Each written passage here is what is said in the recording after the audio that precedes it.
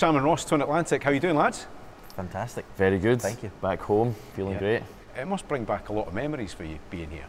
Yeah, Always. so. Aye. I mean, we're so lucky that we've been able to play for so many years now. We've basically ticked off nearly every venue in Glasgow, which is a strange feat in itself. But this particular room, like the O2 Academy, I don't think we've played here for 12 years. Was the last time we played here. So so much has happened since then that you kind of walking in here, you replay all the highlights of what's happened since then, since we last played. And then it also feels like it was just last week. That's the nature, I suppose, of true, what we do. true. Aye, looking back on having 18 years worth of music, touring, like we're best pals from week 1 of S1 at high school. Yeah. So we're so lucky to be in a band for that long, but to be 2 best mates doing it, and we're from Glasgow. All the odds were kind of stacked against us. How do you manage that, to maintain that longevity or keep that longevity in the band? It's because he's so sound. I'm a nightmare. And everybody else that works with the band and all that will agree. But yeah. No, I think we're probably we just I don't know what it is. We just are probably very similar, but also our personalities are very different. You know, we like a lot of the same things, so we complement each other. We're going to call this album 6 then, which will come in August, I believe. Yep. Because the last one was pretty much recorded in lockdown. That's so right. with those restrictions removed, did that free up some creativity in you?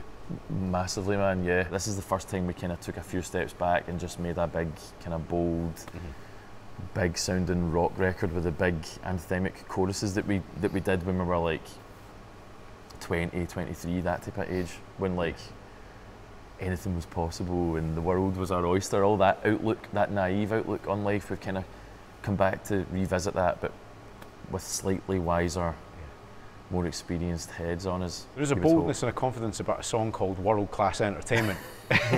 when you reveal that to the close people around you, did any of them say, that's a bit of Spinal Tap, lads? Hopefully people understood straight away the tongue-in-cheek nature. Yeah. It's funny, it's like the only song on the album that's like really rock riffy. And we either hide from that, because rock obviously does have, it's such an old genre that it's got so much pastiche and cringiness to it, but we either like hide away from it and make the lyrics kind of self-deprecating, or we really lean into it and kind of have a go. Do you know what I mean? I remember you had a t-shirt, correct me if I'm wrong, and it was too alternative to be rock, too rock to be alternative. Yeah. So where do you think you belong in the aisles of a record shop now? Oh, who knows? Yeah, sometimes you do go in, when we do like, when albums come out, you do like the signings and we're in like the pop one or the rock. We've never really fitted into any particular, don't get me wrong, we've tried to at times because it would have been much easier.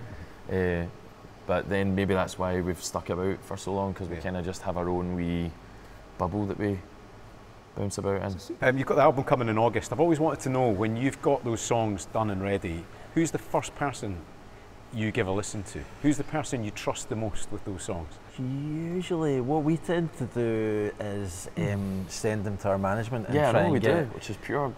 No, I think boring. we want them to reply, give us some kind of praise and tell us that we're amazing. But mostly they just email back. They just say, if they do email back, they just say, like, thanks, a nice one or something. And I don't know if that makes us then try harder for the next song.